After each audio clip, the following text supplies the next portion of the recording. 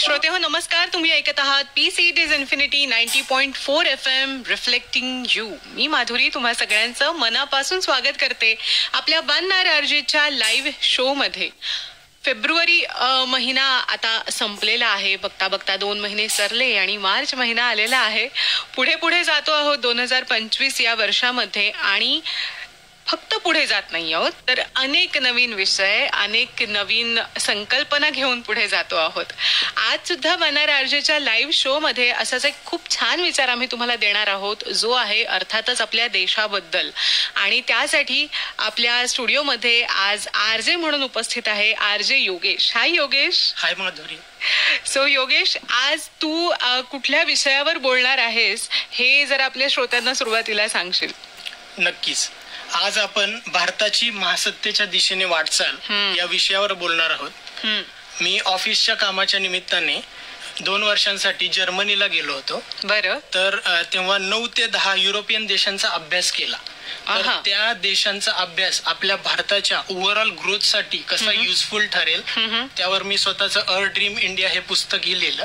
आणि ते आपण कशा रीतीने पुढे नेऊ शकतो आणि भारताला एक महासत्ता कसे बनवू शकतो यावर मी आज बोलणार आहे. क्या बात आहे. सो तुझी निरीक्षण, जे देश तू फिरलेला आहेस, आता 9 ते 10 देश फिरलेला आहेस, ओ माय गॉड. सो त्यातून तुला जे वाटलं ते आज आपण नक्कीच सगळ्या श्रोत्यांना सांगणार आहोत. आणि श्रोते हो, योगेश आज जे सांगणार आहे ते वैयक्तिकरित्या सुद्धा आपल्याला खूप उपयोगी पडणार आहे. आणि अर्थातच जेव्हा आपण एकटी व्यक्ती म्हणून योग्य मार्गावर चालतो, आपल्या सगळ्या जबाबदाऱ्या, आपली सगळी कर्तव्य उत्तम पद्धतीने पार पाडतो, तेव्हा एकेका व्यक्तीचे योगदान मिळूनच आपला भारत देश हा महासत्तेकडे वाटचाल करू शकणार आहे असं मला वाटतं योगेश. आणि त्याचसाठीच्या आत्ताच्या भाषेत अगदीच सोप्या सांगायचे तर त्यासाठीच्या टिप्स, काही क्लुप्त्या योगेश आपल्याला सगळ्यांना सांगणार आहे. जिथे जिथे आपण फिरायला जातो तिथून तिथून काय घेऊन येतो याच्यावर खूप गोष्टी डिपेंड असतात योगेश. आणि या तुझ्या 9 ते 10 देशांच्या फिरण्याच्या अनुभवातून तू इतकं सुंदर, नावच काय छान आहे बघ ना, अवर ड्रीम इंडिया, इतकं सुंदर तू पुस्तक लिहिलंयस. त्यासाठी तुझं सगळ्यात आधी कौतुक करते. आणि येस, मला वाटतं विषय ऐकून श्रोते सुद्धा उत्सुक असतील की पुढे तू काय सांगणार आहेस हे ऐकण्यासाठी. तर श्रोते हो, गाण्यांच्या सोबतीने आजचा हा बनणार आरजेचा लाईव्ह शो ऐकत रहा इन्फिनिटी 90.4 FM वर. एका सुंदर गाण्याने सुरुवात करूया योगेश. मी एक सॉफ्टवेअर प्रोफेशनल आहे. मला जवळजवळ 14 वर्षांचा सॉफ्टवेअर मध्ये एक्सपिरियन्स आहे. बरं. आणि 2015 ते 2017 मध्ये मला ऑफिसच्या कामानिमित्त टेक महिंद्रा कंपनीतर्फे फोक्सवॅगन IT ऍप्लिकेशन डेव्हलपमेंटसाठी जर्मनीला जाण्याची 2 वर्षांसाठी संधी मिळाली. बरं. तर तेव्हा मी तेथील सगळ्या गोष्टींचा अभ्यास केला. आणि आपण जर पाहिलं तर दुसऱ्या महायुद्धानंतर युरोपियन देश हे ऑलमोस्ट उद्ध्वस्त झाले होते, 0 झाले होते. बरोबर. आणि आत्ताच जर आपण पाहिलं तर ते देश प्रगत आहेत, डेव्हलप्ड आहेत. 1 युरो म्हणजेच आता जवळजवळ पाहिलं तर 90 रुपये आहे. तर एवढ्या लेवलला ते डेव्हलप झालेलं आहे. तर ते का, तर त्याचा मी अभ्यास केला.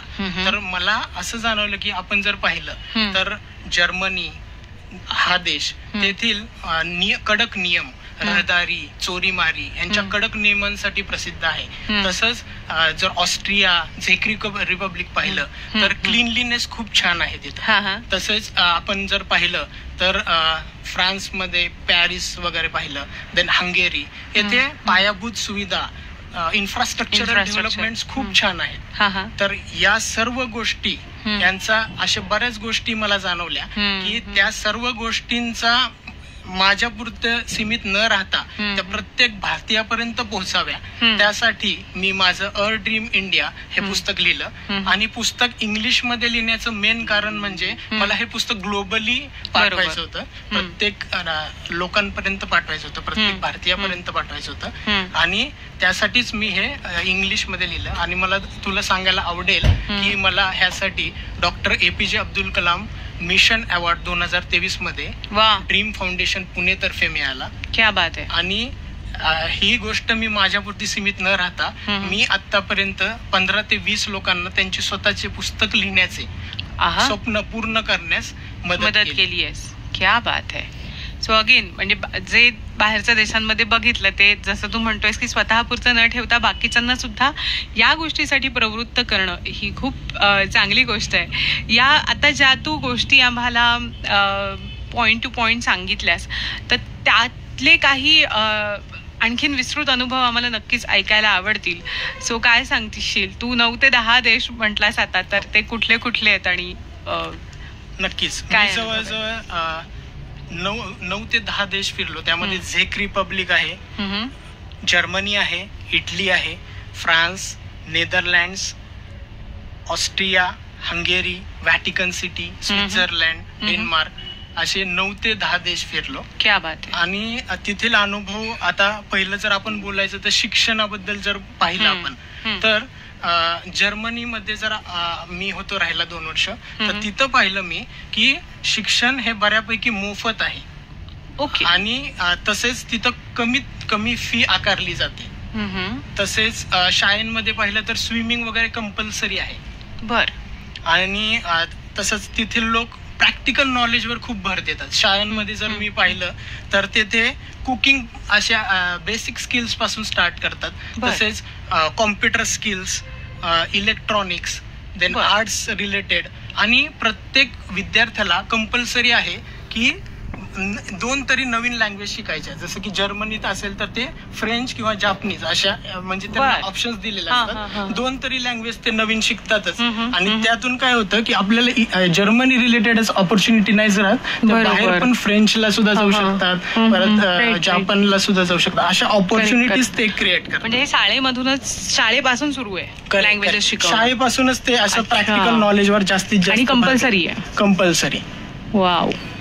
आणि जास्तीत जास्त प्रॅक्टिकल नॉलेजवर आपण नक्कीच भर दिला पाहिजे.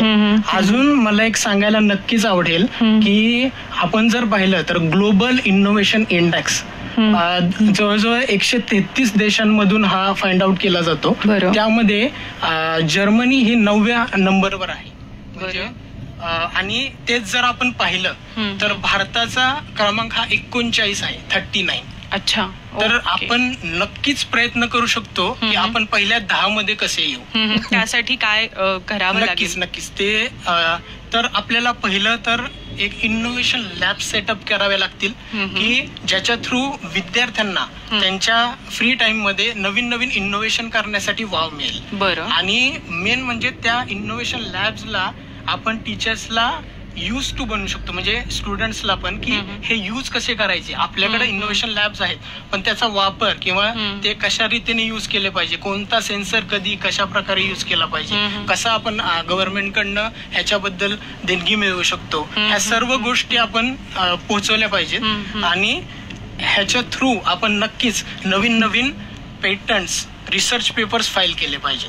त्याच्यामुळे नक्कीच आपण एक पहिल्या 10 मध्ये रँकिंग घेऊ शकतो आणि नक्कीच एक महासत्ता लवकरच आपण विकसित देश बनू शकतो असं मला वाटते. बिलकुल. कारण नवीन संशोधनाचा जो उपयोग आहे तो लगेचच्या लगेच म्हणजे आपल्याच राहणीमानामध्ये किंवा आपल्या तंत्रज्ञानामध्ये वाढ करणारा ठरत असतो. जर संशोधन झालंच नाही तर एक तर आपल्याला बाकीच्यांच्याच पावलावरती पाऊल ठेवून चालावं लागतं.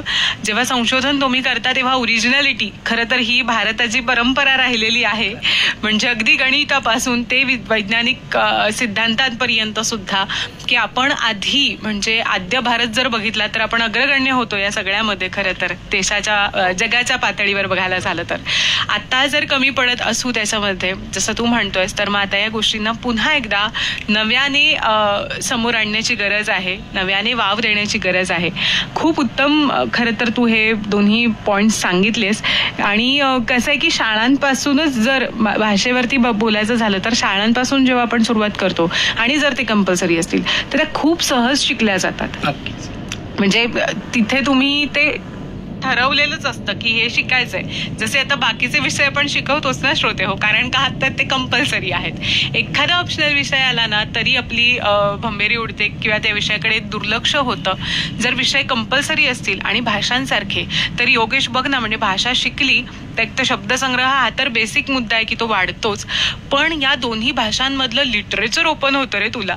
म्हणजे 10वी मध्ये जर तू वाचू शकलास 2-3 भाषांमधली पुस्तकं तर त्याच्यासारखं काय. म्हणजे ज्ञानाचं भांडार आपण स्वतःच खूप जास्त पद्धतीने आपल्या सोयीने आपल्याला जसं हवं जे हवं ते उघडून बघू शकतो. Very nice. सो पुढचे सुद्धा पॉइंट्स श्रोते हो आपण ऐकणार आहोत. पहिल्या सेगमेंटवरून तुम्हाला अंदाज आला असेलच की पुढचा कार्यक्रम हा ऐकायलाच हवा आणि फक्त न ऐकता त्यातल्या काय गोष्टी आपण घेऊ शकतो, त्याच्यावर लगेच काय काम सुरू करू शकतो यावर सुद्धा आपण नक्कीच विचार करूया. योगेश आणि माधुरी आहेत तुमच्यासोबत आज. 1 Hour RJचा लाईव्ह शो तुम्ही ऐकत आहात PCT's Infinity 90.4 FM वर. श्रोते हो, तुम्ही ऐकत आहात इन्फिनिटी रेडिओ 90.4 FM. मी आहे RJ योगेश. आपण शिक्षणाबद्दल बोलत होतो. तर जर्मनीमध्ये मी अजून एक ऑब्झर्व केलं की मिलिटरी एज्युकेशन हे शाळेपासूनच चालू करतात. बरं. तर माझं असं म्हणणं आहे की आपण पण जर मिलिटरी एज्युकेशन शाळेपासूनच स्टार्ट केलं तर नक्कीच ते सगळ्यांच्या दृष्टीने, कारण का फिजिकली मेंटली स्टुडंट्स खूप स्ट्रॉंग होतील. बरोबर. आणि जरी चुकून एखादा टेरर किंवा कोणताही अटॅक झाला तर फॅमिलीच्या सेफ्टीमध्ये प्रत्येक फॅमिलीमधून ऍटलिस्ट एक तरी जण असेल की त्यांच्या फॅमिलीला बाकीच्यांना प्रोटेक्ट करू शकेल. तर नक्कीच मिलिटरी एज्युकेशन आपण शाळेपासूनच स्टार्ट केलं पाहिजे असं मला वाटतं. बिलकुल. आताची सामाजिक परिस्थिती बघता आणि ही गोष्ट खरंच खूपच महत्वाची ठरू शकते. चोरी आहेतच, मुलींच्या बाबतीतले अनेक अनुचित असे प्रकार आहेत. कुठल्याही बाबतीमध्ये कधी गरज पडेल त्यावेळेला आपण तयार असणं हे कायमच चांगली गोष्ट आहे. नक्कीच. त्यानंतर माझ्या मते फायनान्शियल नॉलेज पण आपण शाळेपासूनच स्टार्ट केलं पाहिजे. ओके. मुलांना टॅक्सेशन, कंपाऊंडिंग, नंतर FD कशी असते किंवा कुठे पैसे इन्व्हेस्ट केल्यावर आपले चांगला परतावा मिळेल हे सर्व शाळेपासूनच माहिती पाहिजे. तर ते फायनान्शियल नॉलेज आपण शाळेपासूनच स्टार्ट केले पाहिजे असं एक मला वाटतं. त्यानंतर आपण पुढचा पॉइंट घेतला जर संरक्षण विभाग डिफेन्स सेक्टर मध्ये, तर मी 2015 मध्ये जेव्हा जर्मनी युरोपमध्ये गेलो होतो तर तेव्हा मी पाहत होतो की संरक्षण विभागातील बऱ्याच गोष्टी आपण जपान, US आणि युरोपियन देशांकडून आयात करत होतो. बरं. आणि तेच जर आपण पाहिलं तर डिफेन्स सेक्टरमध्ये प्रायव्हेटायझेशन करून आता सध्या जास्तीत जास्त गोष्टी आपण भारतातच बनवत आहोत. तर मी नक्कीच म्हणेन की ही एक आपली महासत्तेच्या दिशेने वाटचाल आहे. आणि डिफेन्स सेक्टर म्हणजे काय, हे सगळ्यात जास्त महत्वाचं सेक्टर आहे की आपल्या घराला जसं दार आणि खिडक्या महत्वाच्या असतात तशाच डिफेन्स सेक्टर खूप महत्वाचं आहे. आणि त्यामध्ये नक्कीच आपण आता प्रगती करत आहोत. आणि अजून आपण जर सगळ्या गोष्टी मेक इन इंडिया स्वतःच बनवल्या आणि बाकीच्या मल्टीनॅशनल कंपनीजला अट्रॅक्ट केलं की आपल्या भारतातच त्यांनी इन्व्हेस्ट करावं तर नक्कीच एक चांगला फायदा राहील असं मला वाटतं. अगदी बरोबर. आता जसं तू म्हणालास की डिफेन्सच्या बाबतीत आपण प्रोडक्शन मध्ये आपण पुढे जातो आहोत.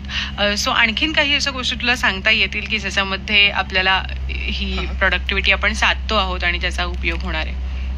नक्कीच. आता मी पाहिलं तर युरोपमध्ये प्रदूषण हा एक पॉइंट होता की तिथे सेपरेट सायकल ट्रॅक्स होते आणि त्याच्यामुळे पोल्युशन कमी होत होतं. आणि तेच जर पाहिलं तर हळूहळू आपल्या इथं पण आता सायकल ट्रॅक्स येत आहेत. बरोबर. आणि तसं इम्प्लिमेंटेशन आपल्या भारतात पण होत आहे अशा बऱ्याच पॉइंट्सवर. आणि ते नक्कीच आपण एक महासत्ते डेव्हलपमेंटच्या दिशेने चालतोय असे मला सांगता येईल. बरोबर. आता इलेक्ट्रिक व्हेकल्स सुद्धा बरेच जण वापरतात. सो त्याचं सुद्धा इम्प्लिमेंटेशन अर्थात म्हणजे आता त्याच्यासाठी इलेक्ट्रिसिटी तेवढी पुन्हा प्रोड्यूस होणं ही सुद्धा गरज आहेच आहे. पण हवेच्या दृष्टीने ही एक खूप मोठं कॉन्ट्रिब्युशन होऊ शकतं इलेक्ट्रिक व्हेकल्सचं की त्याच्यामुळे ती मात्र प्युरिटी हवेची आपण वाढवू शकू कारण त्याचा थेट संबंध आपल्या आयुर्मानाशी आहे. येस. सो श्रोते हो, RJ योगेश आपल्याला सांगतो आहे की त्याने जे त्याच्या कामाच्या निमित्ताने 9-10 देश फिरलेले आहेत त्यामधून त्याला अशी कुठली निरीक्षणं वाटली की जी आपण इम्प्लिमेंट केली तर आपल्यामध्ये सुद्धा अनेक सुधारणा होऊ शकतात. स्कोप हा कायमच असतो पण कोणकोणत्या अशा पिन पॉइंटेड गोष्टी आहेत की ज्यांचा अवलंब आपण करायला हवा आणि त्यातून आपण आपल्या देशाला पुढे नेऊ शकू? मला वाटतं योगेश की काही गोष्टी अशा असतात ना की ज्या प्रशासकीय पातळीवरच्या असतात किंवा ज्या सरकारच्या क्षेत्रामध्ये येतात पण अनेक अशा सुद्धा गोष्टी येतणार आहे की ज्या आपण वैयक्तिक व्यक्ती म्हणून किंवा आपल्या देशाचे सुजाण नागरिक म्हणून सुद्धा आपण त्याचा अवलंब केला तरी सुद्धा प्रशासनाला श्रोते हो आपल्याकडून खूप मदत होऊ शकते. जसं की आपण बघितलं योगेश की मागच्या अनेक वर्षांमध्ये स्वच्छता अभियानं सुरू झालेली आहेत. गावांसाठीची वेगवेगळी बक्षिसं त्यातून सरकार देऊ करत असतं. शहरांसाठीची बक्षिसं दिलेली असतात. हे सगळं मोटिवेशन तर आहे. म्हणजे हे तुम्हाला दिशाच दाखवण्याची गोष्ट आहे की तुम्ही तुमचा परिसर स्वच्छ ठेवा. जी अगदी मूलभूत गरज आहे त्यातून तुमच्या शहराचं चित्र पालटतं. आणि जेव्हा स्वच्छतेचा विचार आपण करतो ना श्रोते हो, म्हणजे एक उदाहरण म्हणून मला असं वाटलं इथे सांगावं, तेव्हा प्रत्येकाला शिस्त लागते. म्हणजे तुझ्या आधीच्या पिढीला, तुझ्या आता जी रनिंग तरुण पिढी आहे त्यांना आणि जी पुढची पिढी भविष्याची आहे त्यांच्यावर ते संस्कार तसेच ठाम रुजवले जातात याच निमित्ताने. आणि मग एकदा ते रुजले ना की पुन्हा मग तिथे काही ते सुटण्याचा किंवा ते मागे पडण्याचा विचार होत नाही. तसं गोष्ट होत नाही, तसा परिणाम होत नाही. जे काही होतं ते त्याच्या पुढे चांगलंच होतं. त्याच्यामुळे मला असं वाटतं की अशा गोष्टींवर पण आपण योगेश बोलूया की आपल्याला वैयक्तिक पातळीवर कोणत्या प्रकारे पुढे जाता येईल आणि ज्याचा रिझल्ट आपल्याला खूप मोठ्या कॅनव्हासवर दिसू शकेल. सो श्रोते हो, ऐकत रहा वनआर आरजेचा हा लाईव्ह शो आरजे योगेश आणि आरजे माधुरी बरोबर. आपल्या भारत देशासाठीच्या गप्पा फक्त 15 ऑगस्ट आणि 26 जानेवारी या 2च दिवशी न होता सातत्याने हे विषय झाले पाहिजेत. कारण प्रत्येक दिवस हा नवीन आहे आणि तुम्हाला पुढे घेऊन जाणार आहे. ऐकत रहा इन्फिनिटी 90.4 FM वर याच गप्पा.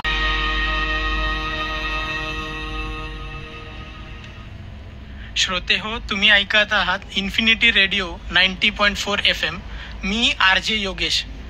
तर माधुरी, तू आता विचारलंस की आपण काय करू शकतो, आपण काय इम्प्लिमेंटेशन करू शकतो की जेणेकरून प्रदूषण कमी होईल. तर जसं की सायकल ट्रॅक्स आता हळूहळू अवेलेबल करून देत आहेत.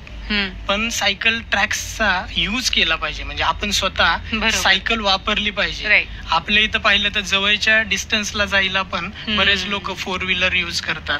तसेच त्याच्याऐवजी जर आपण चालत गेलो किंवा सायकल वापरली तर नक्कीच प्रदूषण कमी होईल. तसेच आता इटलीमध्ये एक मला छान अनुभव आला की इटलीमध्ये तुम्ही जर सायकल वापरली तर तुम्हाला फ्री आईस्क्रीम देतात.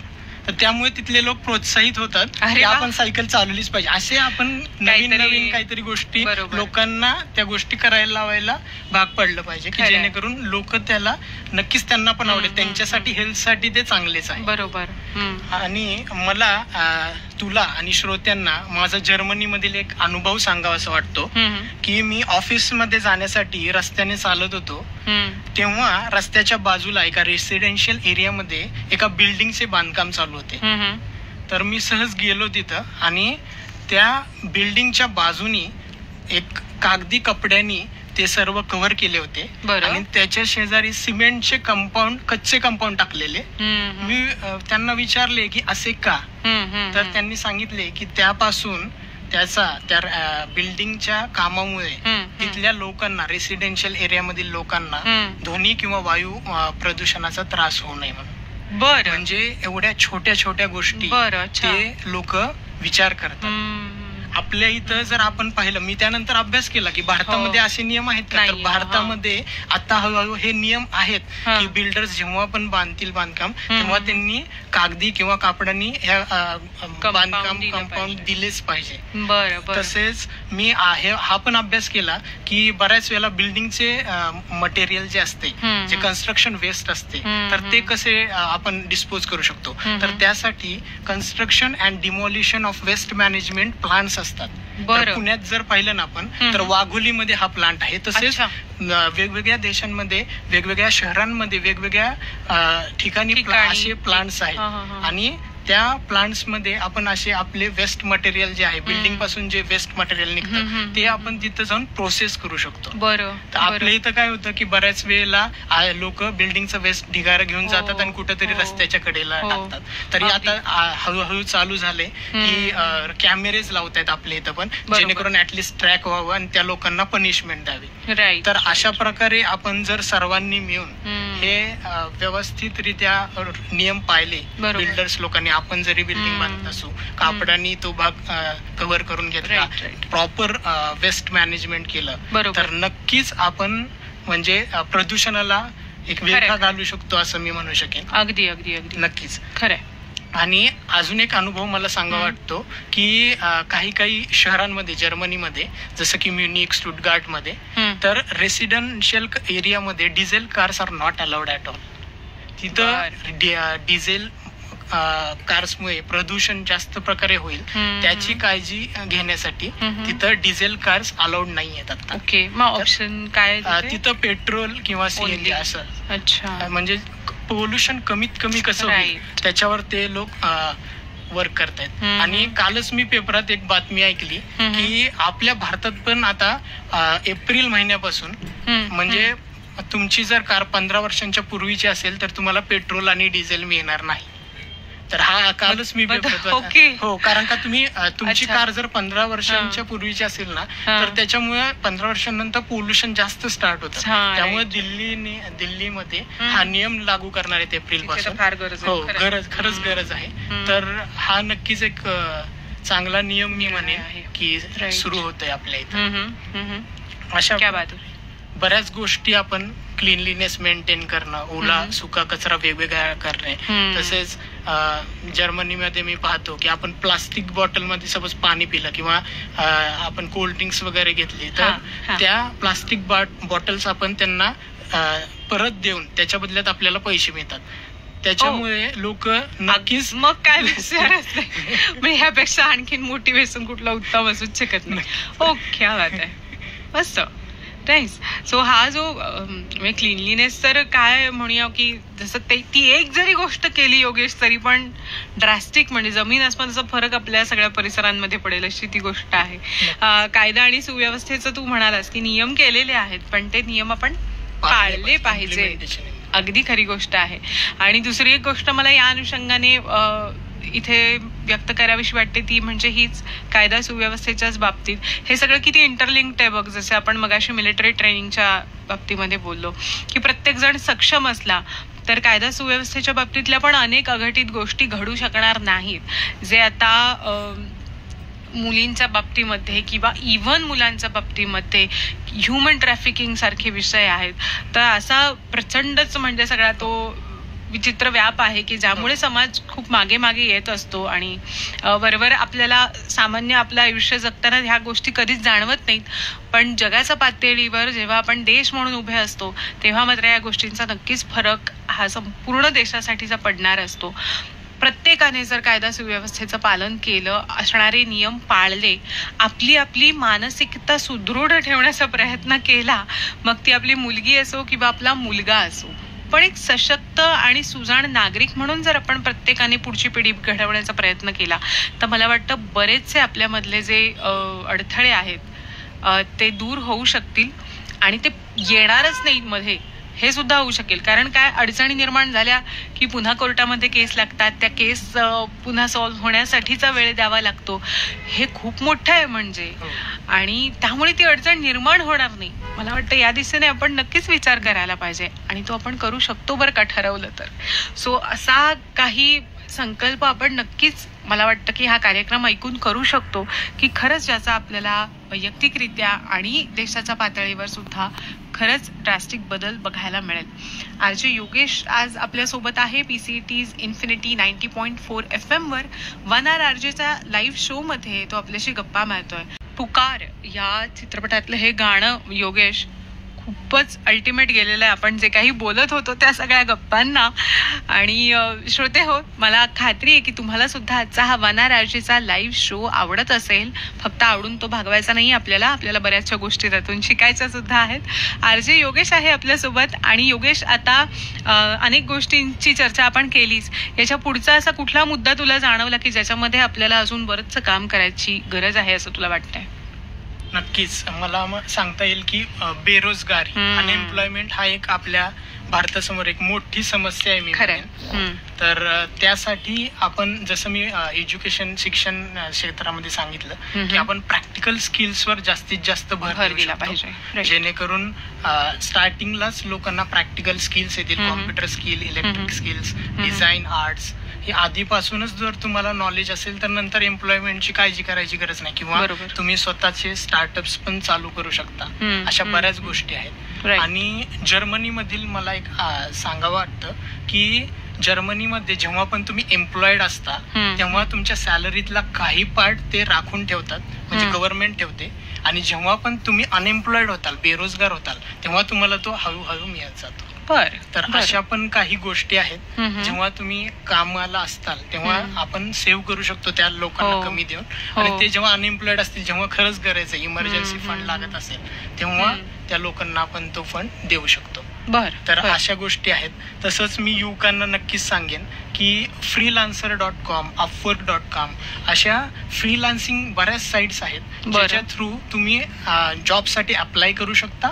आणि ते जॉब्स तुम्हाला जर तुम्ही बिझनेस रिक्वायरमेंट अंडरस्टँड केली आणि त्याच्यानुसार तुम्ही प्रूव्ह केलं तर तुम्हाला नक्कीच SOP जर दिल्या, तुम्ही जर तुमचे रिक्वायरमेंट सबमिट केली तर तुम्हाला नक्कीच त्या भेटतात.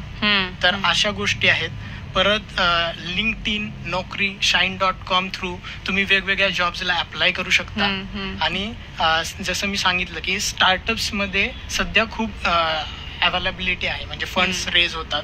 तर त्यासाठी नक्कीच एक स्टार्टअप लाईन आपण स्टार्ट करू शकतो, जेणेकरून तुम्ही स्वतः पण डेव्हलप होता आणि तुम्ही लोकांना पण एक नवीन प्रकारच्या एम्प्लॉयमेंट क्रिएट करू शकता. तर अशा गोष्टी नक्कीच मला वाटतं की आपल्या ह्या इम्पॉर्टंट आहेत. आणि मेक इन इंडिया म्हणजेच मी सांगितलं MNC कंपनीजला भारतामध्ये इन्व्हेस्टमेंट करण्यासाठी आपण ह्याच्या थ्रू भाग पाडू शकतो.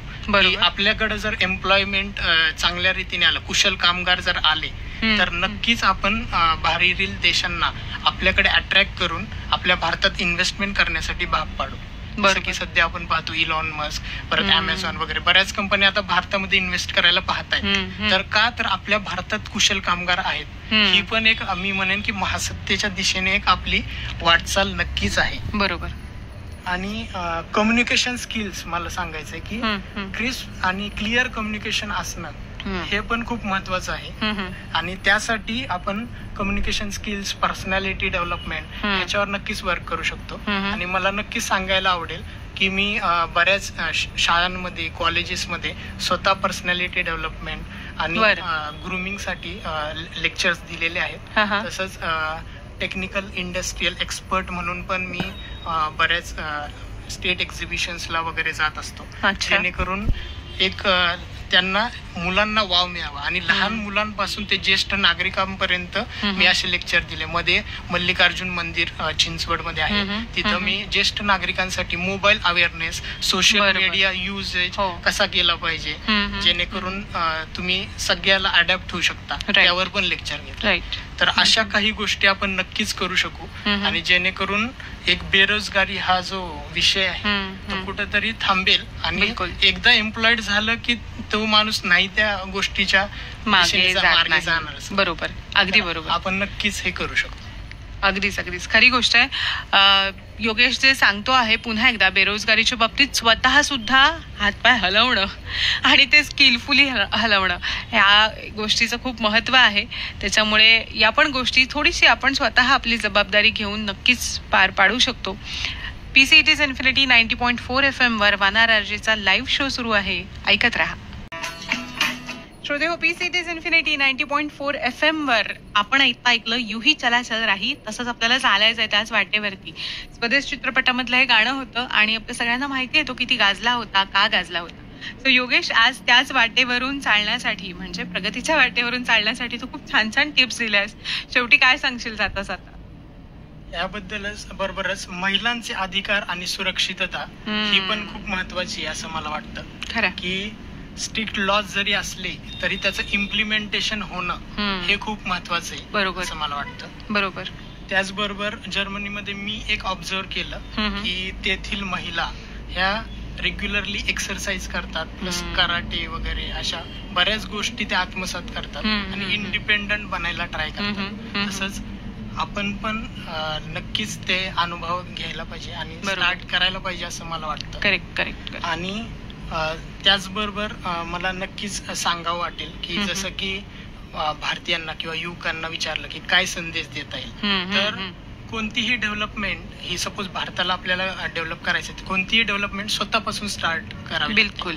तर ते आपण स्वतःपासून फर्स्ट आपली personality development, practical skills acquire करायचं. कोणतंही एक फील्ड आहे ज्याच्यात आपण एक्सेल करू शकू ते पकडा, त्याच्याबरोबरच बाकीच्या पण गोष्टी चालू ठेवा. एक जे एक्सेल करू शकतो त्याच्यामध्ये आपण एक उत्तमरित्या कामगिरी केली पाहिजे. बरोबर. तसंच स्वतःला डेव्हलप करून फॅमिलीला कसं आपल्याला पुढे नेता येईल ते पाहिलं पाहिजे. आणि त्यानंतर पण जे दारिद्र्य रेषेखालील लोक आहेत, बाकीचे जे लोक आहेत, गरीब लोक, त्यांच्यासाठी ज्यांना खरंच तळमळ आहे त्यांच्यासाठी आपण काय करू शकू त्याचा आपण नक्कीच म्हणजे विचार केला पाहिजे. आणि त्यानंतर अजून एक मला सांगा वाटतं की आपण पाहतो की युट्यूब, सोशल मीडिया वगैरे, तर त्यांचा आपण चांगल्या रीतीने पण वापर नक्की करू शकतो. तर आपल्याला जर एखादी गोष्ट वाटली की ह्या गोष्टी नंतर काहीतरी चांगलं होऊ शकतं, तर आपण त्या सोशल मीडियाद्वारे नक्कीच सांगू शकतो, लोकांपर्यंत पोहोचू शकतो. मी स्वतः त्यासाठीच योगेश तोडकरी नावाचा युट्यूब चॅनल चालू केला. त्यामधनं नवीन नवीन इनोव्हेटिव्ह आयडियाज वगैरे मी देतो लोकांना. तसंच समरीज देतो डिस्टिंक्ट बुक्सच्या, जसं Ikigai, you can win, 11 commandments of life maximisation, अशा अंतराय समजून घेताना अशा बऱ्याच म्हणजे लोकांमध्ये एक पुस्तकं वाचनाची आवड निर्माण व्हावी त्यासाठी मी ते चालू केलं. आणि त्याच गोष्टी मी लोकांपर्यंत पोहोचण्यासाठी युट्यूब थ्रू स्टार्ट केलं, प्रयत्न करतोय. नंतर मी सांगेन की change we have to means make sure that की चेंज बरोबर आपल्याला अडॅप्ट केलं पाहिजे. बरोबर. आणि चेंज बरोबर अडॅप्ट करणं हे खूप महत्वाचं. आणि last but not the list, nation above anything. वा. देश सर्वप्रथम आला पाहिजे असं मला वाटतं. तर नक्कीच आपण आपल्या स्वप्नातला भारत एक नक्कीच लवकरच महासत्ता होईल असं मला वाटतं. बिलकुल. क्या बात आहे. याच सकारात्मक दृष्टिकोनातून श्रोते हो आपण आजच्या गप्पांचा तर शेवट करणार आहोत. पण मला वाटतं ह्या गप्पांचा शेवट जरी झाला तरी सुद्धा आपल्या कामाची सुरुवात मात्र आपण तात्काळ केली पाहिजे. तात्काळ म्हणजे तातडीने, म्हणजे अगदीच इमर्जन्सीमध्ये केली पाहिजे असं मला वाटतं. योगेश, खूप खूप थँक्यू. तू खूपच चांगल्या आणि करता येण्याजोग्या अशा गोष्टी आजच्या गप्पांमधून आपल्या सगळ्या श्रोत्यांपर्यंत पोहोचवलेल्या आहेस. श्रोते हो, तुम्हाला आजचा हा कार्यक्रम कसा वाटला आम्हाला जरूर कळवा. आणि ऐकत रहा वन्नार आरजेचा live show. RJ Madhuri, RJ Viraj, RJ Vidya तुमच्या सोबत कायम असतात या शो मध्ये तुम्हाला सपोर्ट करण्यासाठी, तुमच्याबरोबर गप्पा मारण्यासाठी. त्यामुळे सहभागी व्हा आणि ऐकत राहा. Peace it is infinity 90.4 FM वरून मी कसं योगेश, मी आणि योगेश, आम्ही दोघेही तुमची इथेच रजा घेतो आहोत. नमस्कार.